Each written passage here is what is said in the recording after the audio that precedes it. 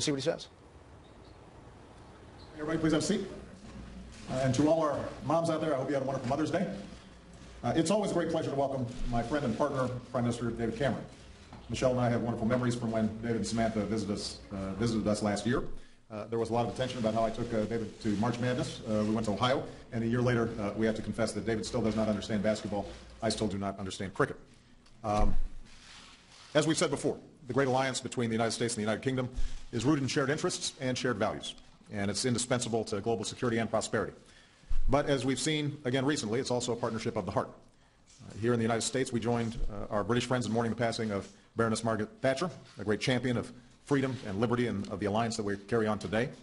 And after the bombings in Boston, we Americans were grateful for the support of friends from around the world, particularly those across the Atlantic. At the London Marathon, runners paused in a moment of silence and dedicated their race to Boston, and David will be visiting Boston to pay tribute to the victims and first responders. So, David, I want to thank you and the British people for reminding us that in good times and in bad, our two people stand as one. David's here first and foremost as he prepares to host the G8 next month. I appreciate him updating me on the agenda as it takes shape, and we discussed how the summit will be another opportunity to sustain the global economic recovery with a focus on growth and creating jobs for our people. Michelle and I are looking forward to visiting Northern Ireland, and I know that the summit's going to be a great success under David's fine leadership. We discussed the importance of moving ahead with the EU towards negotiations on the transatlantic trade and investment partnership. Our extensive trade with the UK is central to our broader transatlantic economic relationship, which supports more than 13 million jobs. And I want to thank David for his strong support for building on those ties. And I look forward to launching negotiations with the EU in the coming months. I believe we've got a real opportunity to cut tariffs, open markets, create jobs, and make all of our economies even more competitive. With regard to global security, we reviewed progress in Afghanistan, where our troops continue to serve with extraordinary courage alongside each other. And I want to commend David for his efforts to encourage greater dialogue between Afghanistan and Pakistan, which is critical to regional security. As planned, Afghan forces will take the lead for security across the country soon, this spring. U.S., British, and coalition forces will move into a support role. Our troops will continue to come home, and the war will end by the end of next year, even as we work with our Afghan partners to make sure that Afghanistan is never again a haven for terrorists who would attack our nations. Given our shared commitment to Middle East peace, I updated David on Secretary Kerry's efforts with Israelis and Palestinians and the importance of moving towards negotiations. And we reaffirmed our support for democratic transitions in the Middle East and North Africa, including the economic reforms that have to go along with political reforms. Of course, we discussed Syria and the appalling violence being inflicted on the Syrian people. Together, we're going to continue our efforts to increase pressure on the Assad regime, to provide humanitarian aid to the long-suffering Syrian people, to strengthen the moderate opposition, and to prepare for a democratic Syria without Bashar al-Assad. And that includes bringing together representatives of the regime and the opposition in Geneva in the coming weeks to agree on a transitional body which would allow a transfer of power from Assad to this governing body. Meanwhile, we'll continue to work to establish the facts around the use of chemical weapons in Syria, and those facts will help guide our next steps. We discussed Iran, where we agreed to keep up the pressure on Tehran for its continued failure to abide by its nuclear obligations. The burden is on Iran to engage constructively with us and our P5+1 partners in order to resolve the world's concerns about its nuclear program. And finally, today, we're reaffirming our commitment to global development. Specifically, we're encouraged by the ambitious reforms underway at the Global Fund to fight AIDS, TB, and malaria, where both of our nations are stepping up our efforts. And David's made it clear that the G8 summit will be another opportunity to make progress on nutrition and food security. So, David, thank you very much, as always, for your leadership and your partnership as we prepare for our work in Northern Ireland, as we consider the challenges we face around the world. It's clear we face a demanding agenda, but if the history of our people show anything, it is that we persevere. As one of those London runners said at the marathon, we're going to keep running and we're going to keep on doing this. And that's the spirit of confidence and resolve that we will continue to draw upon as we work together to meet these challenges. So, David, thank you very much and welcome. Thank you very much, Barack, and thank you for the warm welcome. It's great to be back here with you in the White House. Thank you for what you said about Margaret Thatcher. It was a pleasure to welcome so many Americans to her remarkable funeral in the UK. I absolutely echo what you said about the appalling outrage in Boston. I look forward to going there to pay my tribute to the people of that remarkable city and their courage, and we will always stand with you in the fight against terrorism. Thank you for the remarks about the cricket and the basketball. I haven't made much progress. I made a bit of progress on baseball. I actually read a book about it this year, so maybe next time we'll go to work on that one. It's good to be back for the first time since the American people returned you to office. And as you said, the relationship between Britain and the United States is a partnership without parallel. Day in, day out across the world, our diplomats and intelligence agencies work together, our soldiers serve together, and our businesses trade with each other. In Afghanistan, our armed forces are together defending the stability that will make us all safer. And in the global economic race, our businesses are doing more than $17 billion of trade across the Atlantic every month of every year.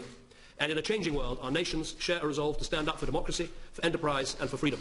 We've discussed many issues today, as the President has said. Let me highlight three: the economy, the G8 and Syria. Our greatest challenge is to secure a sustainable economic recovery. Each of us has to find the right solutions at home. For all of us, it means dealing with debt, it means restoring stability, getting our economy growing, and together seizing new opportunities to grow our economies. President Obama and I have both championed a free trade deal between the European Union and the United States. And there's a real chance now to get the process launched in time for the G8. So the next 5 weeks are crucial. To realise the huge benefits this deal could bring will take ambition and political will. That means everything on the table, even the difficult issues, and no exceptions. It's worth the effort. For Britain alone, an ambitious deal could be worth up to £10 billion a year, boosting industries from car manufacturing to financial services. We discussed the G8 summit in some detail. When we meet on the shores of Lough Erne in Northern Ireland 5 weeks from today, I want us to agree ambitious action for economic growth. Open trade is at the heart of this, but we have a broader agenda too, to make sure everyone shares in the benefits of this greater openness, not just in our advanced economies, but in the developing world too. I'm an unashamedly pro-business politician, but as we open up our economies to get business growing, we need to make sure that all companies pay their taxes properly and enable citizens to hold their governments and businesses to account. Today we've agreed to tackle the scourge of tax evasion. We need to know who really owns a company, who profits from it, where the taxes are paid, and we need a new mechanism to track where multinationals make their money and where they pay their taxes, so we can stop those that are manipulating the system unfairly. Finally, we discussed the brutal conflict in Syria. 80,000 dead, 5 million people forced from their homes. Syria's history is being written in the blood of her people, and it is happening on our watch. The world urgently needs to come together to bring the killing to an end.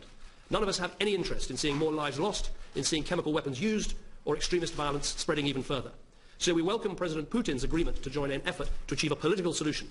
The challenges remain formidable, but we have an urgent window of opportunity before the worst fears are realised. There is no more urgent international task than this. We need to get Syrians to the table to agree a transitional government that can win the consent of all of the Syrian people. But there will be no political progress unless the opposition is able to withstand the onslaught and put pressure on Assad so he knows there is no military victory. So we will also increase our efforts to support and to shape the moderate opposition. Britain is pushing for more flexibility in the EU arms embargo, and we will double non-lethal support to the Syrian opposition in the coming year. Armoured vehicles, body armour and power generators are about to be shipped. We're helping local councils govern the areas that they liberate, and we're supporting Lebanon and Jordan to deal with the influx of refugees. We'll also do more for those in desperate humanitarian need, care for trauma injuries, helping torture victims to recover, getting Syrian families drinking clean water, having access to food, to shelter. There is now, I believe, common ground between the US, UK, Russia and many others, that whatever our differences, we have the same aim: a stable, inclusive and peaceful Syria, free from the scourge of extremism. There is real political will behind this. We now need to get on and do everything we can to make it happen. Barak, thank you once again for your warm welcome and for our talks today. Thank you. All right, we've got time for a couple of questions. We're going to start with Julie Pace. Thank you, Mr. President. I wanted to ask about the IRS and Benghazi. When did you first learn that the IRS was targeting conservative political groups? Do you feel that the IRS has betrayed the public's trust, and what do you think the repercussions for these actions should be? And on Benghazi, newly public emails show that the White House and the State Department appear to have been more closely involved with the crafting of the talking points on the attack than first acknowledged. Do you think the White House misled the public about its role in shaping the talking points? And do you stand by your administration's assertions that the talking points were not purposely changed to downplay the prospects of terrorism? And Prime Minister Cameron, on Syria, if the EU arms embargo that you mentioned is amended or lapses, is it your intention to send the Syrian opposition forces weapons? And are you encouraging President Obama to take the same step? Thank you. Well, let me take the IRS situation first. I first learned about it from the same news reports that I think most people learned about this. I think it was on Friday. This is pretty straightforward. If, in fact, IRS personnel engaged in the kind of practices that have been reported on and were intentionally targeting conservative groups, then that's outrageous. And there's no place for it.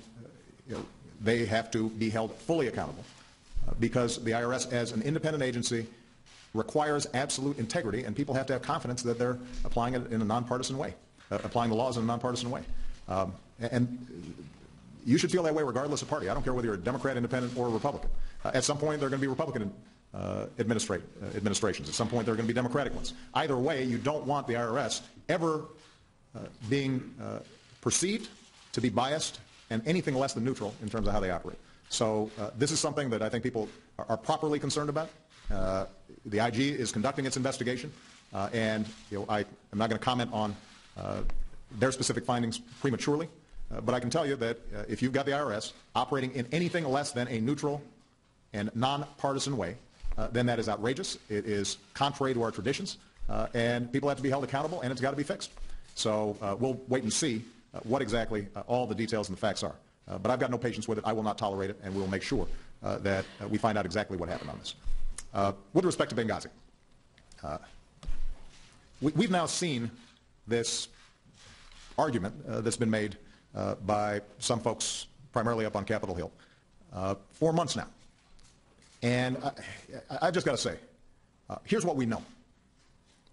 Americans died in Benghazi.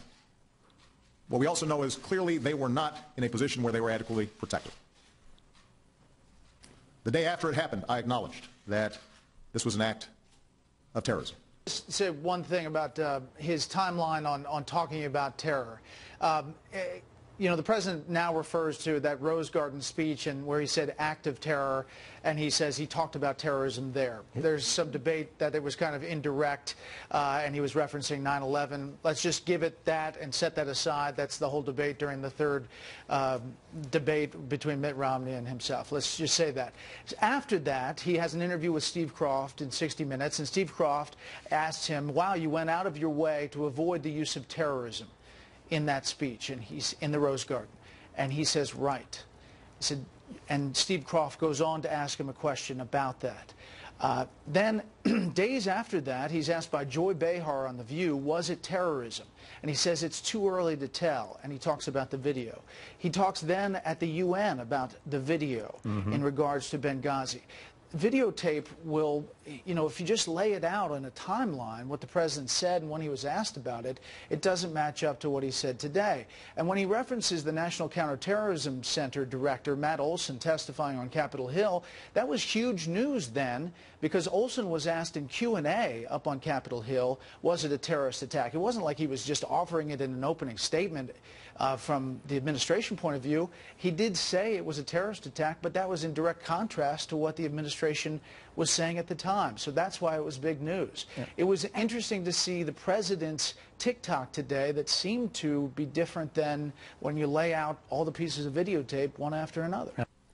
And what I pledged to the American people was that we would find out what happened, we would make sure that it did not happen again, and we would make sure that we held accountable those who had perpetrated this terrible crime. And that's exactly what we've been trying to do. And over the last several months, there was a review board headed by two distinguished Americans, Mike Mullen and Tom Pickering, who investigated every element of this. And what they discovered was some pretty harsh judgments in terms of how we had worked to protect consulates and embassies around the world. They gave us a whole series of recommendations. Those recommendations are being implemented as we speak. The whole issue of this, of talking points, frankly, throughout this process has been a sideshow. What we have been very clear about throughout was that immediately after this event happened, we were not clear who exactly had carried it out, how it had occurred, what the motivations were. It happened at the same time as we had seen attacks on U.S. embassies in Cairo as a consequence of this film. And nobody understood exactly what was taking place during the course of those first few days. And the emails that you allude to were provided by us to congressional committees.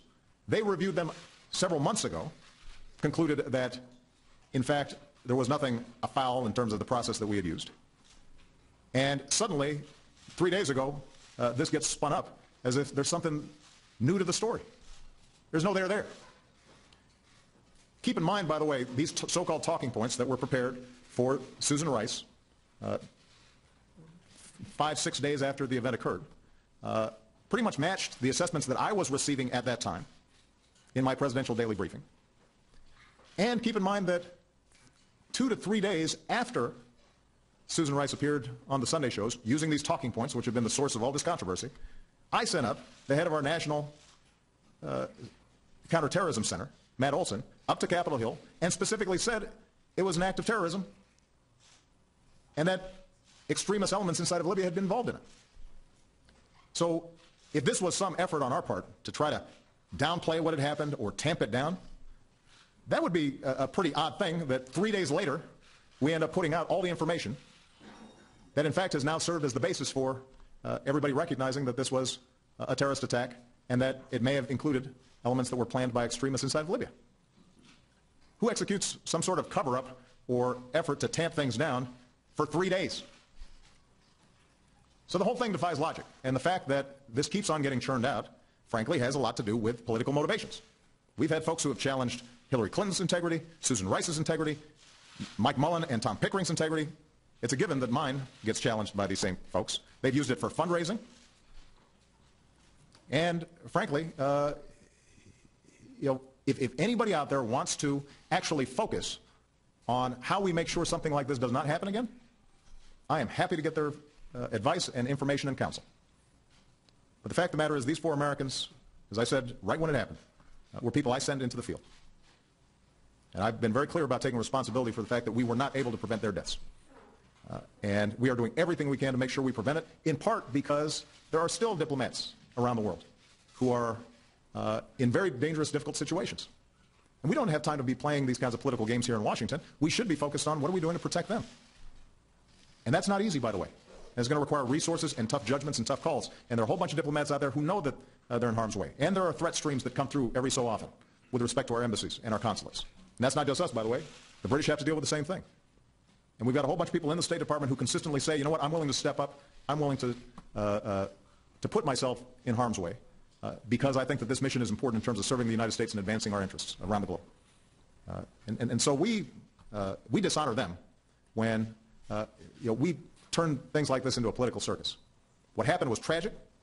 It was carried out by extremists inside of Libya. We are out there trying to hunt down the folks who carried this out, and we're trying to make sure that we fix the system so that it doesn't happen again. Okay. Thank you. On the issue of the opposition in Syria, I mean, we've not made the decision to arm opposition groups in Syria. What we've done is we have amended the EU arms embargo in order that we can give technical assistance and technical advice, and as I said in my statement, that's exactly what we're doing. We're continuing to examine and look at the EU arms embargo and see whether we need to make further changes to it in order to facilitate our work with the opposition. I do believe that there's more we can do alongside technical advice, assistance, help, in order to shape them, in order to work with them. And to those who doubt that approach, I would just argue that, look, if we don't help the Syrian opposition, who we do recognise as being legitimate, who've signed up to a statement about a future for Syria that is democratic, that respects the rights of minorities, if we don't work with that part of the opposition, then we shouldn't be surprised if the extremist elements grow. So I think being engaged with the Syrian opposition is the right approach, and that is an approach I know I share with the President and with other colleagues in the European Union. James Landell from the BBC. James Landell, BBC. Prime Minister, you're talking here today about a new EU-US trade deal, and yet members of your party are now talking about leaving the European Union. What is your message to them and to those pushing for an early referendum? And if there were a referendum tomorrow, how would you vote? And Mr. President, earlier this year you told David Cameron that you wanted a strong UK in a strong EU. How concerned are you that members of David Cameron's cabinet are now openly contemplating withdrawal? And on Syria, if I may, a question to both of you, what gives you any confidence that the Russians are going to help you on this? Well, first of all, on the issue of a referendum, look, there's not going to be a referendum tomorrow, and there's a very good reason why there's not going to be a referendum tomorrow, is because it would give the British public, I think, an entirely false choice between the status quo, which I don't think is acceptable. I want to see the European Union change. I want to see Britain's relationship with the European change and improve. So it would be a false choice between the status quo and leaving, and I don't think that is the choice the British public want or the British public deserve. Everything I do in this area is guided by a very simple principle, which is what is in the national interests of Britain. Is it in the national interests of Britain to have a transatlantic trade deal that will make our countries more prosperous, that will get people to work, that will help our businesses? Yes, it is, and so we will push for this transatlantic trade deal.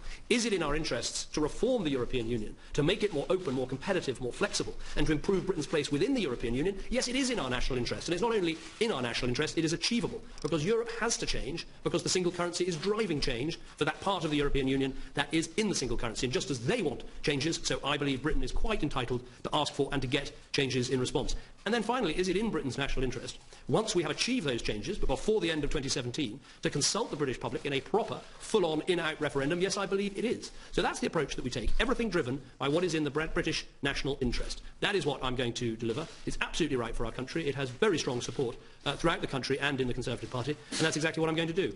On the Syrian issue, you asked the question, what are the signs of Russian engagement? Well, I had very good talks with President Putin in Sochi on Friday, and look, we had a very frank conversation in that we have approached this, and to some extent still do approach this in a different way. I have been very vocal in supporting the Syrian opposition and saying that Assad has to go, that he is not legitimate, and I continue to say that. And President Putin has taken a different point of view. But where there is a common interest is that it is in both our interests, that at the end of this there is a stable democratic Syria, that there is a stable neighbourhood, and that we don't encourage the growth of violent extremism. And I think both the Russian president, the American president, myself, I think we can all see that the current trajectory of how things are going is not actually in anybody's interest, and so it is worth this major diplomatic effort, which we are all together leading, this major diplomatic effort to bring the parties to the table to achieve a transition at the top in Syria so that we can make the change that country needs. Right. With respect to the relationship between the UK and the EU, we have a special relationship with the United Kingdom. And we believe that our capacity to partner with a United Kingdom that is active, robust, outward-looking, and engaged with the world is hugely important to our own interests as well as the world.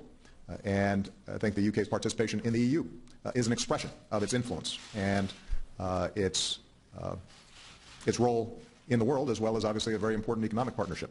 Now, ultimately, the people of the UK have to make decisions for themselves. I will say this, that David's basic point that you probably want to see if you can fix what's broken in a very important relationship before you break it off makes some sense to me. And I know that David's been very active in seeking some reforms internal to the EU. Those are tough negotiations. You've got a lot of countries involved. I recognize that. But so long as we haven't yet evaluated how successful those reforms will be, I at least would be interested in seeing whether or not those are successful before rendering a final judgment. Again, I want to emphasize, these are issues for the people of the United Kingdom to make a decision about, not ours. With respect to Syria, I think David said it very well. If you look objectively, the entire world community has an interest in seeing a Syria that is not engaged in sectarian war, in which the Syrian people are not being slaughtered, that is an island of peace as opposed to potentially an outpost for extremists. That's not just true for the United States. That's not just true for Great Britain. That's not just true for countries like Jordan and Turkey that border Syria, but that's also true for Russia. And I'm pleased to hear that David had a very constructive conversation with President Putin shortly after the conversation that had taken place between John Kerry and President Putin. I've spoken to President Putin several times on this topic, and our basic argument is that as a leader on the world stage, Russia has an interest as well as an obligation to try to resolve this issue in a way that can lead to the kind of outcome that we'd all like to see over the long term. And look, I don't think it's any secret that there remains lingering suspicions between Russia and other members of the G8 or the West. It's been several decades now since Russia transformed itself and the Eastern Bloc transformed itself, but some of those suspicions still exist. And part of what my goal has been, John Kerry's goal has been, and I know David's goal has been, to try to break down some of those suspicions and look objectively at the situation. If, in fact, we can broker a peaceful political transition that leads to Assad's departure, but a state in Syria that is still intact, that accommodates the interests of all the ethnic groups, all the religious groups inside of Syria, and that ends the bloodshed, stabilizes the situation, that's not just going to be good for us, that'll be good for everybody. And we're going to be very persistent in trying to make that happen. I'm not promising that it's going to be successful. Frankly, sometimes once sort of the furies have been unleashed in a situation like we're seeing in Syria, it's very hard to put things back together. And there are going to be enormous challenges in getting a credible process going, even if Russia is involved, because we still have other countries like Iran and we have non-state actors like Hezbollah that have been actively involved. And frankly, on the other side, we've got organizations like al-Nusra that are essentially affiliated to al-Qaeda that have another agenda beyond just getting rid of Assad. So all that makes a combustible mix, and it's going to be challenging. But it's worth the effort, and what we can tell you is that we're always more successful in any global effort when we've got a strong friend and partner like Great Britain by our side, and strong leadership by Prime Minister David Cameron. All right, thank you very much, everybody. Thank you.